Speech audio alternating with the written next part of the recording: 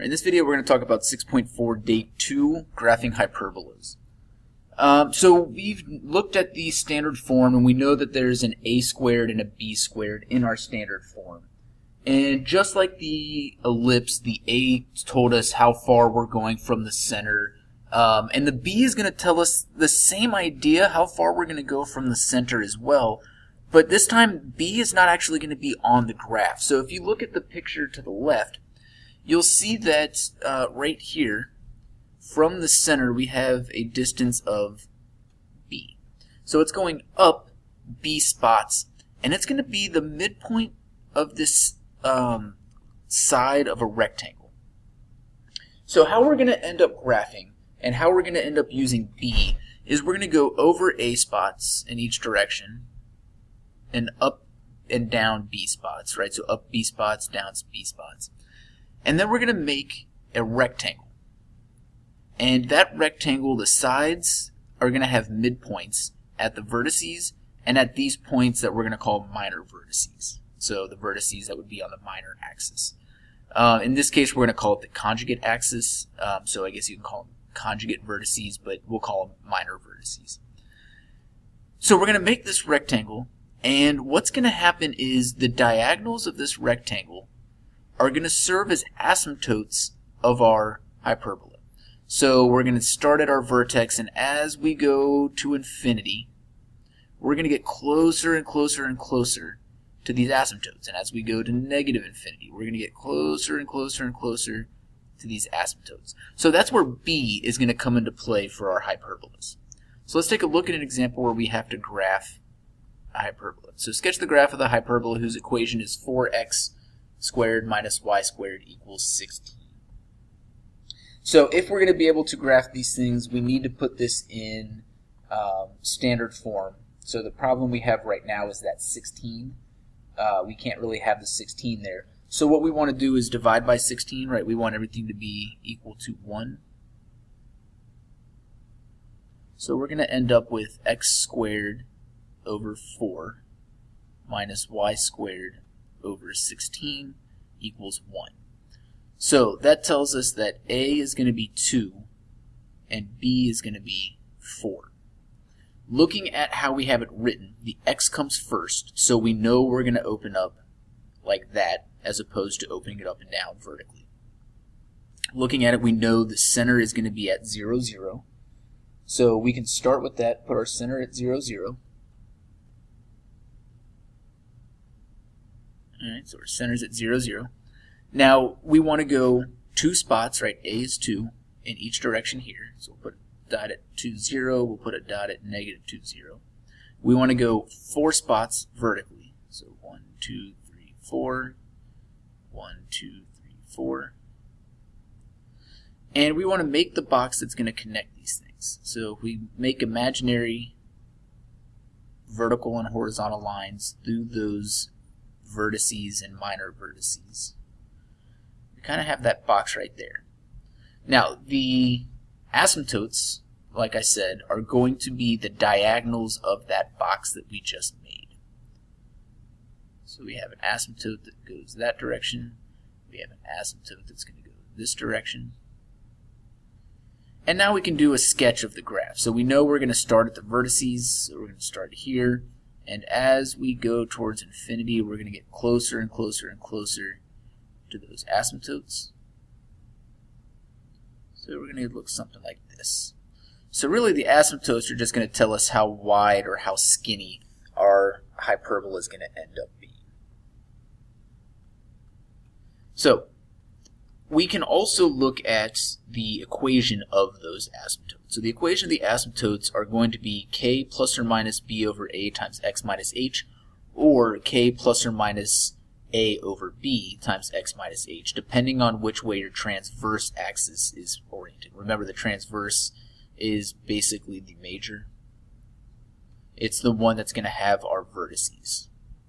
So the one with the vertices, if it's horizontal, we have b over a. If it's vertical, we have a over b. So let's look at another graphing problem real quick. Sketch the hyperbola given by the equation 4x minus 3y plus 4x squared minus 3y squared plus 8x plus 16 equals 0, and find the equations of the asymptotes of the hyperbola. So to start, we want to put this into standard form. So we're going to have to complete the squares. So 4x squared plus 8x minus 3y equals negative 16. We're going to have to pull a 4 out of this. So 4 times x squared plus 2x minus 3y squared. There's nothing to pair with it, so we'll just leave that alone for now. Divide by 2 is 1, square it is 1.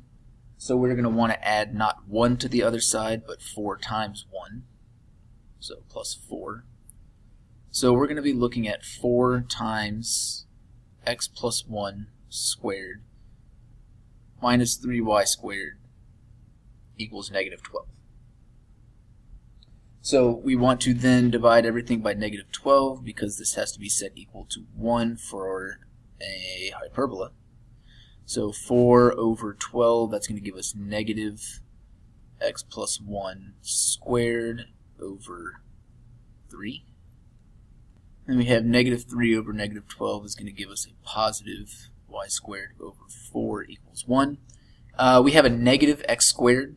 So we wanted this to be in terms of one thing minus the other. So we'll go ahead and rewrite this as y squared over 4 minus x plus 1 squared over 3. So now we know that a is going to be 2 and b is going to be radical 3. So take the square roots of those things. Alright, so let's make the graph first and then we'll worry about the equations of the asymptotes. So we know, based on our equation, that the center is going to be negative 1, 0. So we can put the center on there. We know we're going to go 2 up and down from the center. And we know we're going to go radical 3 in each direction, right and left. Radical 3 is approximately equal to 1.732. So we're going to end up over here a little bit shy of negative 3. So it'll be somewhere over here. And going this direction, we're going to be a little bit shy of 1. So obviously this is not drawn to scale. This is a really big gap there. So we're going to make our little box. We're going to put the diagonals in to make our asymptotes. Now we know y came first, so we're going to go vertically. So our hyperbola is going to look like this. And now we just have to come up with the equation for each of those asymptotes. So if we look back, this is opening vertically. So we're going to be looking at y equals k plus or minus a over b times x minus h. Well, in this case, k, the y value of our center, is 0.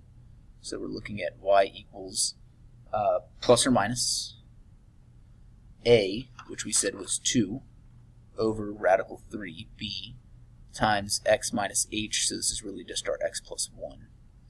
So those are going to be the equations of our asymptotes. Y equals plus or minus 2 over radical 3 times x plus 1. If you want to distribute, you can, but we'll just kind of keep it like this for now. So we have one more example, and that asks us to find the standard form of the equation of the hyperbola having vertices 3, negative 5, 3, 1, and the asymptotes y equals 2x minus 8 and y equals negative 2x plus 4. So I like to start just by kind of seeing at least where my vertices are, so I know where we're opening, try to figure out the center and stuff like that. So I have 3, negative 5, and I have 3, 1. So based on that, if I know those are my vertices, I know I'm going to be opening vertically. So I can find the center. The center is going to be halfway through, or halfway between those 2 points. So halfway between, that's going to give us a center of 3, -2. We know, like we said earlier, we're going to be opening up like this. So we know it's going to be y plus 2 squared minus x minus 3 squared over some stuff equals 1. We just got to figure out what a and b are. Well, a we can figure out pretty easily. If we're going from the center to a vertex, that's going to give us a.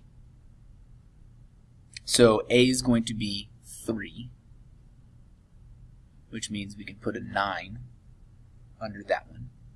And the reason they gave us these is to help us find b. So if we look at the equations that we could have, they were y equals k plus or minus b over a x minus h, or y equals k plus or minus a over b times x minus h. This one was for horizontal, this one's for vertical, so we want to look here at the a over b option. So if we think about when we distribute this stuff, a over b is the slope of the line. So looking at our two asymptotes, we have a slope of 2 and a slope of -2. So that means 2 has to be equal to a over b, and -2 would have to be equal to negative a over b, right, for plus or minus. And really, we don't have to solve both of these. We're going to get the same answer either way. But we know a is 3, so 2 equals a over, I'm sorry, not a, but 3 over b. So if we solve that, we get b equals 3/2. If we went this route, we'd know -2 is equal to -3 over b, and b would still end up being 3/2. So we know b. So in our function, we want to put b squared, so we're going to get 9 over 4. So that's going to do it for this video. We will see you in the next one.